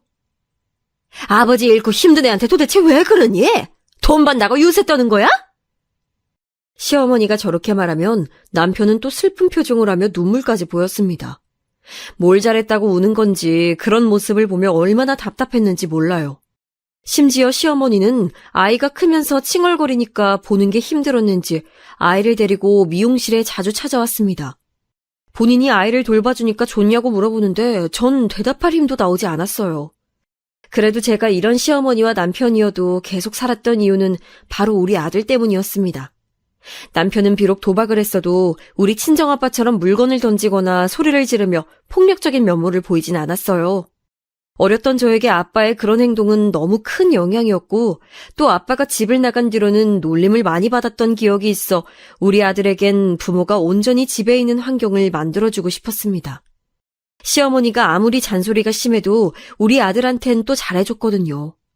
그리고 또 괜찮았던 점은 바로 제사나 명절이 없었다는 거였어요. 결혼하신 분들은 절 이해하시겠죠? 시어머니는 특이하게 명절에 음식하는 걸 그렇게 좋아하지 않으셨습니다. 그래서 명절이 되면 전 그냥 평소처럼 집에서 쉴 수 있었어요. 친정은 엄마만 살짝 보고 오곤 했는데 아버지는 놀랍게도 집에 다시 들어오고 난 뒤론 다시 집을 나가지 않았습니다.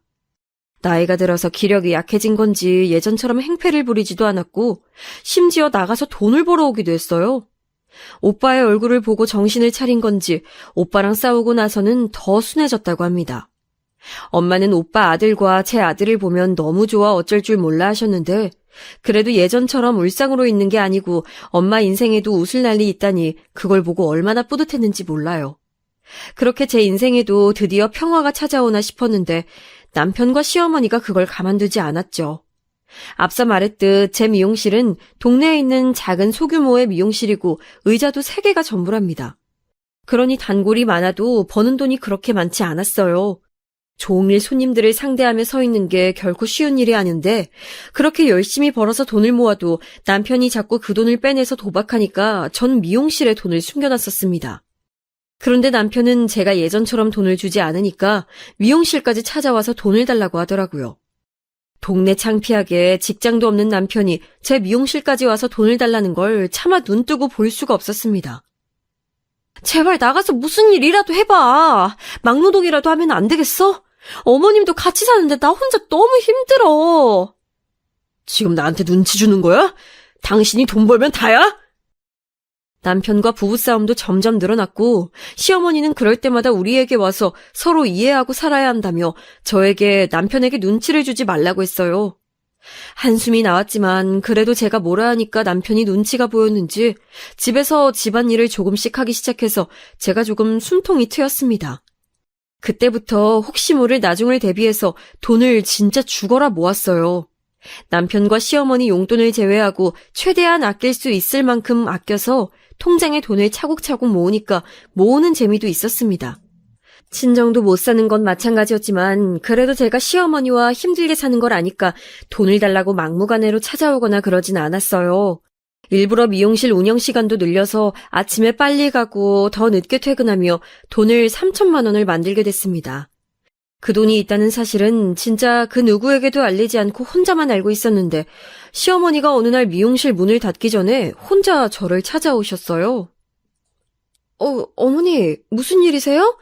저 지금 바로 집에 가려고 했어요. 조금만 기다리시지. 아니, 며느라. 아유, 한 번만 도와주렴. 아유, 어떡하니? 무슨 일 있으세요? 왜 그러세요? 말씀하세요. 아니, 혹시 돈 모아둔 거 있니? 내가 너무 급한 일이 생겼는데 급전이 필요해. 딱 한 달만 있으면 내가 갯돈을 받는 달이라 갚을 수 있어. 돈이요? 어느 정도로 필요하신데요? 혹시 남편이 사고 쳤나요? 내가 진짜 이 사람을... 아니야. 아들은 죄 없어. 3천 정도 있을까? 진짜 미안하다. 내가 그래도 다음 달에 꼭 갚을게. 시어머니가 저한테 저런 표정과 말투로 말하는 것도 처음이라서 놀랐는데 3천이라는 큰 돈을 원해서 더 놀랐습니다. 이유를 물어봐도 절대 알려주지 않았고 그래도 남편 때문은 아니고 오히려 모르니까 저에게 비밀로 해달라고 하셨어요. 그렇다고 제가 죽어라 모은 돈을 바로 빌려줄 순 없으니 고민했는데 시어머니는 눈물까지 보이며 부탁하셨습니다. 한 달 뒤에 바로 갚을 수 있다고 저에게 본인 계모임에 대해 말했는데 그 모임은 저도 아는 모임이었어요. 일단 집으로 가서 같이 밥을 먹고 잠자리에 들었는데 저는 고민하느라 쉽게 잠들 수가 없었습니다. 비록 같이 살기 시작했을 때 시어머니가 잔소리 때문에 저를 힘들게 한 건 분명 맞아요. 그런데 요즘은 저 대신 청소도 하고 아이를 많이 봐주시긴 했습니다. 그래서 고민 끝에 시어머니에게 빌려주게 됐어요. 고맙다, 고마워. 내가 진짜 한 달 후에 꼭 돌려줄게. 시어머니와 단둘만 아는 약속 끝에 3천이라는 큰 돈을 빌려줬는데 시어머니는 한 달이 지나도 돈을 돌려주지 않았습니다. 어머니, 주시기로 하셨잖아요. 갑자기 이러시면 어떡해요. 저 그 돈 모으느라 진짜 얼마나 고생했는지 아세요? 아유, 넌 직업도 있잖아. 다시 모으면 되는 거 아니야? 안 그래도 머리 아픈데 왜 그래? 3만 원도 아니고 3천만 원인데 그 돈을 그냥 가져가시면 어떡해요. 제가 밥도 제 시간에 못 먹고 잠도 줄여가면서 죽어라 일해서 번 돈이라고요. 아우, 몰라. 돈이 없는데 그러면 어떡해. 배째, 몰라, 없어. 진짜 아무리 제가 웬만한 일에 화를 내지 않아도 이건 아니지 않을까요, 여러분? 결국 남편에게 시어머니가 돈을 빌려가서 돌려주지 않는다고 말하게 됐습니다. 남편도 나서서 왜 그러냐고 돈을 돌려달라고 했는데 시어머니는 끝까지 돈이 없다고 거절했어요. 형님들에게도 알리니까 형님들은 오히려 그 돈이 뭐라고 시어머니에게 그난리를 치냐며 저한테 오히려 뭐라 했습니다. 시어머니와 돈 때문에 다툼이 잦아졌고 결국 시어머니는 작은 형님네 집으로 도망치듯 집까지 나갔어요. 어차피 우리 집이고 나갔으니 속은 시원했지만 제 돈은 돌려받지 못한다는 사실 때문에 일하다가도 눈앞이 깜깜해지고 속이 꽉 막히는 기분이 들었습니다. 작은 형님은 분식집을 하고 있었는데 저에게 미용실을 잠깐 닫고 오라고 연락을 하더라고요. 올케, 나도 올케가 화난 건 알겠어. 그런데 우린 가족이잖아. 서로 돕고 사는 거지. 안 그래? 사람이 살다 보면 이런 일도 있고 저런 일도 있는 거야. 아니, 제가 죽어라 번 돈이에요. 남편이 돈을 못 벌어서 제가 밖에서 잠자는 시간 제외하고 일해서 번 3천이잖아요. 미용실에서 종일 서서 번 돈인데 어떻게 그러세요? 그리고 어머님이 분명히 저 돌려준다고 했어요. 그 돈 사실 나 때문이라고. 그만해. 빚이 많은 걸 어떡해. 당장 사채업자가 찾아오게 생겼는데 그럼 어떡하라고. 너도 남편이 도박하니까 내 말 무슨 뜻인지 알잖아. 이럴 때 돕고 사는 거야. 뭐라고요? 형님 때문이라고요? 아니, 왜 그런 말씀을 안 하신 거예요? 작은 형님은 사실을 말해줬는데 바로 진짜 본인 빚을 갚으려고 저에게 의도적으로 돈을 가져간 거였어요. 시어머니가 먼저 작은 형님에게 제가 분명히 모아둔 돈이 있을 거라고 하면서 자기가 책임지고 빌려오기로 했다는 겁니다. 이걸 저에게 사실대로 말하며 그냥 가족이니까 이해하라고 웃으면서 말하는데 제 속은 뒤집혔어요. 남편에게 말했더니 남편도 어이가 없었는지 자기 누나를 찾아가서 따졌는데 들은 척도 하지 않았죠. 비록 남편이 제 돈으로 도박한 적은 있어도 저렇게 큰 돈을 가져간 적은 없었거든요. 제 남편도 안 그러는데 도대체 시어머니와 시누이는 무슨 생각이었는지 모르겠습니다. 너무 괘씸한 마음에 시어머니를 평생 모시지 않겠다고 하니까 작은 형님은 그럼 그 조건으로 돈을 돌려받지 말라고 하더라고요. 억지도 이런 억지가 있을 수 있을까요? 전 이 일로 머리가 너무 아파서 편두통 약도 먹고 잠을 잘 수도 없었습니다. 한밤중에도 억울함에 깨서 운 적도 많았죠. 나중엔 제가 분식집 앞에 얼굴만 보여도 작은 형님은 본인 남편을 앞세워 저를 돌려보냈습니다. 만난 김에 돈을 돌려달라고 하면 오히려 돈이 없다고 윽박지르며 밀쳐서 넘어지기까지 했어요. 제가 너무 힘들어하니까 남편도 같이 가서 따졌는데 시어머니는 돈이 없다는데 왜 자꾸 이러냐고 분식집 부엌에 있던 애호박을 던져서 제 머리에 맞기까지 했습니다. 그걸 보고 남편이 왜 이러냐고 따지니까 남편한테까지 뭐라 하더라고요. 이렇게 찾아가서 돈을 달라고 해도 오히려 적반하장으로 나오니 제 스트레스는 점점 심해졌습니다. 그러다 새언니가 연락이 와서 만났는데 제가 저 일 때문에 너무 힘들어서 밥도 먹지 못해 살이 5kg가 빠졌더니 새언니는 화들짝 놀라며 무슨 일이 있었냐고 물었습니다. 저는 울면서 사실을 말했더니 새언니가 왜 그걸 가만히 있냐고 하더라고요. 그럼 어떡해요? 나 진짜 너무 억울해서 살도 빠지고 밤에 잠도 못 자고 있어요. 요즘은 머리까지 빠지고 있어요. 미칠 것 같아. 희선아, 너희 오빠 직업 몰라? 야, 내가 이 인간하고 살면서 제일 좋은 점이 뭔지 알아? 아무도 날 안 괴롭혀. 새언니의 말을 듣자마자 저는 머리를 한 대 맞은 기분이 들었습니다. 네, 저도 오빠 덕분에 학창시절을 아주 편하게 보냈잖아요. 저는 그 길로 바로 새언니를 따라 오빠네 집에 가서 오빠한테 울며 부탁했어요. 그랬더니 오빤 역시나 고등학교 때 그랬던 것처럼 저를 이끌고 바로 작은 형님이 운영하는 분식집으로 갔습니다. 오빤 안 그래도 위협적으로 생겼는데 그 험악한 인상을 할 수 있는 만큼 구기며 등장했어요. 내 동생 돈 훔쳐간 놈들 나와! 아니 이 사람들아, 난 사돈이고 뭐고 그런 거 전혀 없어. 나와! 내 동생 3천만 원 내놔! 뭘 쳐다봐. 돈 줄 거 아니면 쳐다보지도 마! 오빠는 몸통도 매우 큰 편이고 목소리도 우렁찬데 그런 몸집과 목소리로 소리를 고래고래 질렀어요. 그런 오빠를 보고 안에 있던 손님들은 나가기 시작했고 작은 형님은 카운터 뒤에서 나오지도 않고 숨어 있었습니다. 오빠는 그렇게 깽판을 칠 수 있을 만큼 제대로 쑥대밭을 만들었어요. 그러자 작은 형님은 급기야 나중엔 저에게 돈을 갚을 테니 그만하라고 빌기 시작했습니다. 시어머니도 옆에서 바로 그 돈을 갚을 테니까 저 깡패를 내보내라고 하셨죠. 당장 돈 갚아요. 분명 한 달 뒤에 갚는다고 어머님이 그랬어요. 돈 내놓으라고요. 알겠어. 갚을게. 그러니까 네 오빠 좀 말려봐. 미치겠다. 손님들 다 나가자니. 저기요. 의자 그만 던져요. 누구한테 큰 소리야? 그럼 당신이 내 동생 돈 먼저 갚아. 확! 알겠다고 갚는다고. 진짜. 아가, 갚을게. 그러니까 제발 그만 소리 지르고 저 사람 밖으로 내보내주렴. 진짜 마지막 부탁이야. 저는 시어머니가 빌다시피 말하니까 그걸 마지막 기회라고 하고 오빠를 진정시켰어요. 오빠는 마지막까지 가게 앞에서 당장 돈 갚아 소리를 지르고 떠났습니다. 이 뒤로 어떻게 됐냐고요? 여러분, 놀라지 마세요. 바로 다음 날 돈을 받게 됐습니다. 돈이 없어서 저에게 돌려주지 않았던 게 아니고 있는데 안 준 거였어요. 심지어 그 돈도 안 주려고 했었는지 우리 오빠가 다음 날 다시 가게에 갔더니 사색을 하며 돈을 줬습니다. 오빠 말론 돈을 줄 때까지 찾아가서 따질 생각이었다고 해요. 돈을 돌려주지 않으면 그땐 오빠 혼자가 아니고 똘마니들을 데리고 깽판 치려고 했는데 다행히 가게가 박살나는 게 두려웠던 시어머니와 작은 형님은 바로 돌려줬습니다. 남편은 안 그래도 어머님이 제 돈을 가져가서 갚지 않은 것에 실망했는데 있으면서 안 줬다는 사실을 알자 본인도 너무한다고 하더라고요. 시어머니는 우리 오빠가 깡패라는 소식을 알고 무서웠는지 저에게 연락해서 따지지도 않았습니다. 이렇게 쉬운 방법이 있다니 저는 왜 그걸 모르고 찾아가서 돈을 달라고 빌고 있었을까요? 오빠 때문에 학창시절엔 깡패 동생이란 말을 들으며 힘들었는데 이젠 오히려 이렇게 돈을 다시 돌려받을 수 있도록 도움을 받다니 너무 신기했습니다. 시어머니는 그 사건 이후로 우리 부부와 아예 연락을 끊으셨어요.